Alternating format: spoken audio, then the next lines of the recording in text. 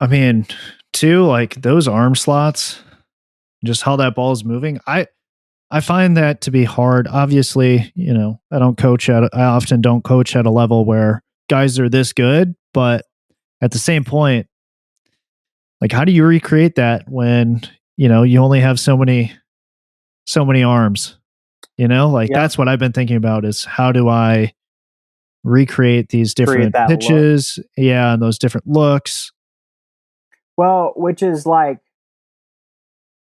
I mean, that's another limitation of like traditional BP, right? Hmm. Off of a coach. Um, which is why like and I know we've talked about this before, the flaws from the perspective of picking up information off of the pitcher that exist in using pitching machines, Hmm. that that would be your, like, from conversations we've had previously, that would be your biggest complaint of them. And I know from an ecological perspective that is a negative part of using a pitching machine.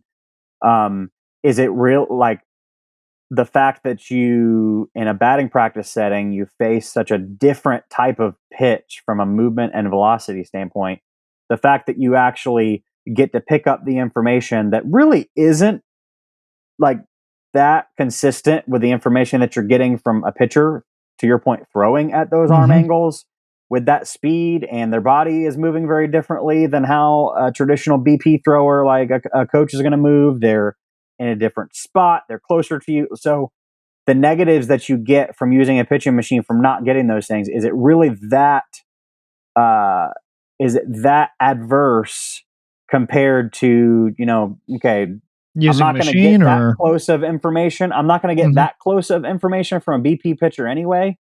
So I might as well get the pitch right, like the actual ball flight. I might as well at least get that piece of it similar, since uh, I guess the point I'm trying to make is a coach throwing batting practice does not really look that much like a pitcher throwing to you.